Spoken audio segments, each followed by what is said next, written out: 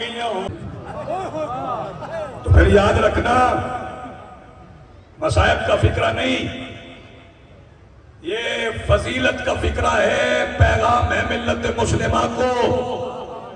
21 رمضان کو قتل علی نہیں ہوا، قتل محمد ہوا ہے۔ توجہ ہے صاحب؟ کیونکہ علی پہ وار نہیں۔ پھر میں نے پہلا فکرہ کہا کہ صحابی نہیں، صحابی نہیں ہے تو پھر کون ہے؟ چلو مدینہ چلیں۔ شہباز جو ہاتھ اٹھا سکتے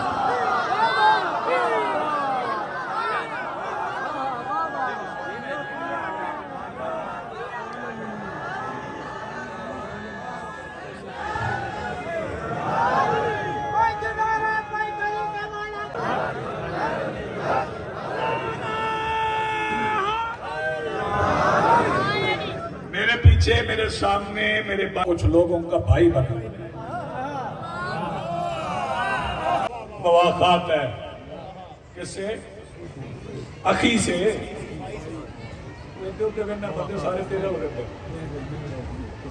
اخی سے چھوڑی ہو گئی ہو، چھوڑی ہو تو ہی پہندی جدو اللہ پڑھتا ہے۔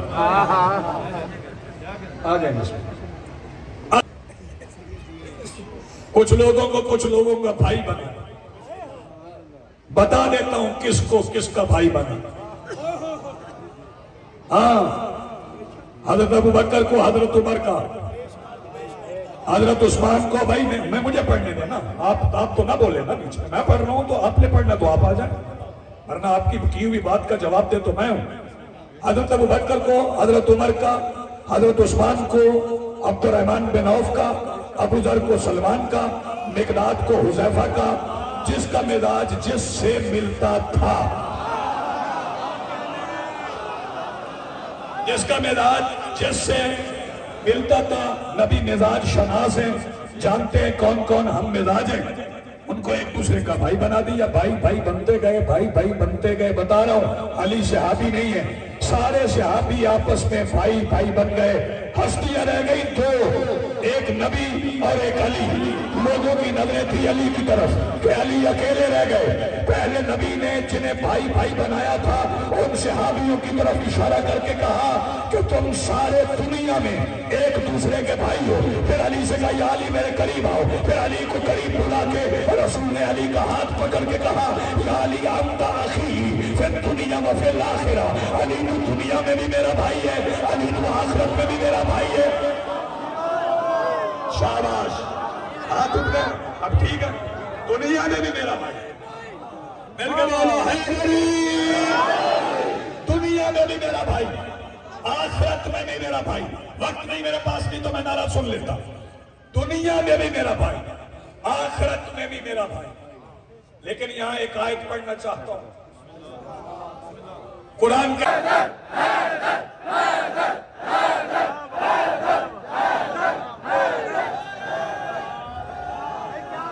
علی 3 دن کا نہیں ہوتا۔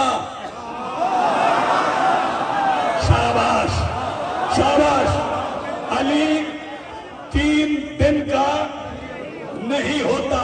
زمین پر تیسرے دن، زمین پر تیسرے دن علی نے قرآن پڑھا۔ اور پھر یہ اجتماع اس علی کو نہیں مانتا جو 13 رجب سے شروع ہو اور 21 رمضان پہ ختم ہو جاؤ۔ آؤ میں بتاؤں، حق کے علی کو مانتے ہیں، انوار کے کلزم پہ نہ مٹی کے یہ بر تھے، مسجود کو سجدے تھے نہ سجدوں میں یہ سر تھے، توحید کے مخبر نہ رسالت کے سفر تھے، نہ آنکھ نہ پردہ نہ وہ پردے میں خفی تھا۔ اس وقت بھی موجود میرا مولا علی تھا۔ رجبہ نہ ندا اور نہ منقوب کی آنکھیں، سازق تھا نہ جذبہ تھا نہ منشور کی آنکھیں، خود تھی نہ محبت تھی نہ محبوب کی آنکھیں، یوسف کا سراپا تھا نہ یعقوب کی آنکھیں، غمگین نہ غم تھا نہ کہیں عید ہوئی تھی، نعتوں کے اطاعت تھا نہ تقلید ہوئی تھی، تقدیم کے آثار نہ تقلید ہوئی تھی، رستہ نہ مسافر تھا نہ منزل کا نشاں تھا، عالم میں کوئی راز میں آتا نہ آیا تھا، خطبہ تھا نہ ممبر تھا نہ چپ تھی نہ بیاں تھا، کیا وقت تھا جب ایک علی تھے یا علی تھے۔ جو ہم کر رہے ہیں نا یہ سجدہ ہے، یہ جو آپ کر رہے ہیں نا یہ سجدہ ہے، اور سجدہ یہ یوم سجدہ بھی ہے، یہ یوم سجدہ بھی ہے۔ ہاں جو سجدہ کرتا ہے وہ علی کا مقروض ہے۔ بھائی توجہ، فکرہ کہوں میں؟ اگر تائید کریں تو کہوں، اگر علی اللہ کو سجدہ نہ کرتے تو آج تم علی کو سجدہ کرتے۔ علی نے اللہ کو سجدہ کیا، توحید کی پہچان کروائی، اور بتا رہا ہے جہاں کو لہو میں تر سجدہ، دیکھنا میری طرف مصرع سمجھنا، بتا رہا ہے جہاں کو لہو میں تر سجدہ، علی کا بغض ہے دل میں تو پھر ہے شر سجدہ۔ بس تو مصرع اور پھر مسائل کرتے، علی کا بغض ہے دل میں تو پھر ہے شر سجدہ، اور جو شہر علم کا در چھوڑ کر نماز پڑھے آئے، جو شہر علم کا در چھوڑ کر نماز پڑھے، جبھی کہیں بھی ہو رہتا ہے در بدر سجدہ، جبھی کہیں بھی ہو رہتا ہے در بدر سجدہ۔ یوم سجدہ ہے، ماتمی بیٹھے ہو، سند جبیں پہ نہیں ہے، رقم ہے سینے پر، سند جبیں پہ نہیں ہے، رقم ہے سینے پر، جو ماتمی ہے وہ کرتا ہے معتبر سجدہ، اور میرے شعور سے بالا ہے ان کے رشتے بھی، رسول سجدے میں اور ان کی پشت پر سجدہ۔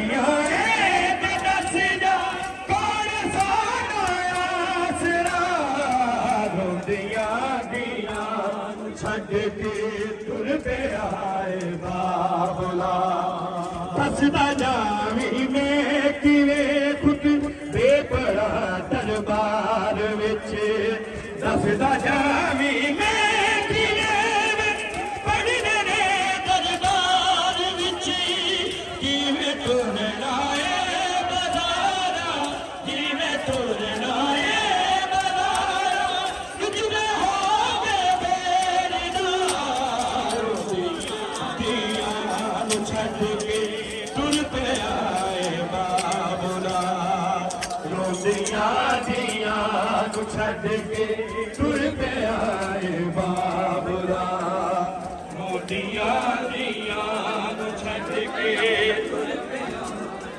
کھولے اکھیاں تے دس جا کھولے اکھیاں تے دس جا کون ساڈا آسرا روندیاں دیاں نو چھڈ کے تر پہ آئے بابلا غش تے غش تھاڈا راہی ساڈے آ جاتا اے غش تے غش تھاڈا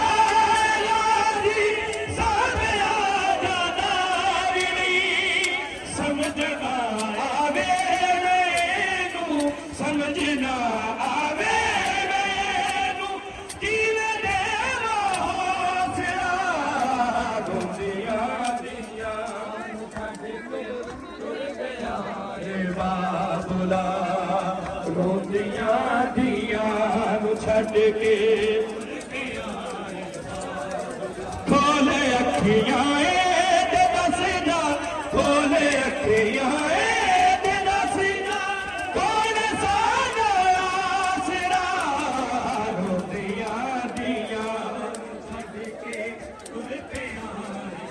ایسا کی امداد لو ہم دین دے شہباز دا ایسا کی بھائی ادھر ادھر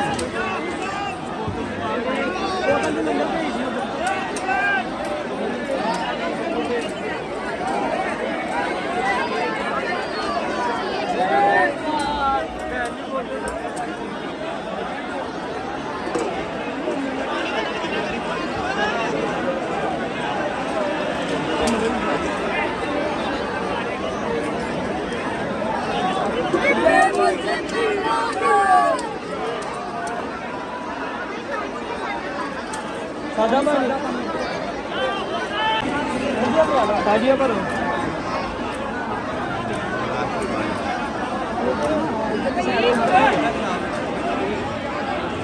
گلاس ہے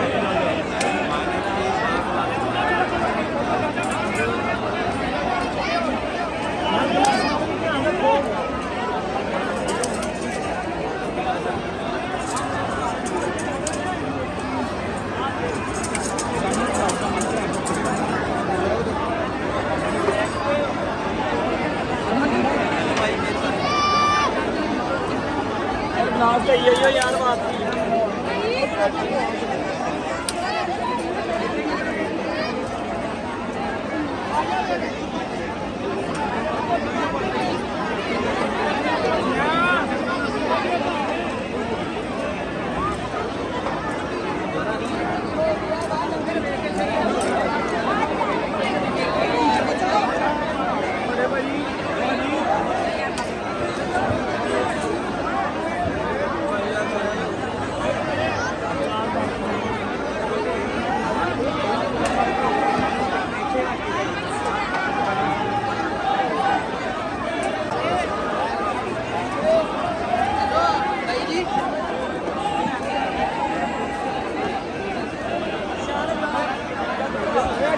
صحیح ہے دے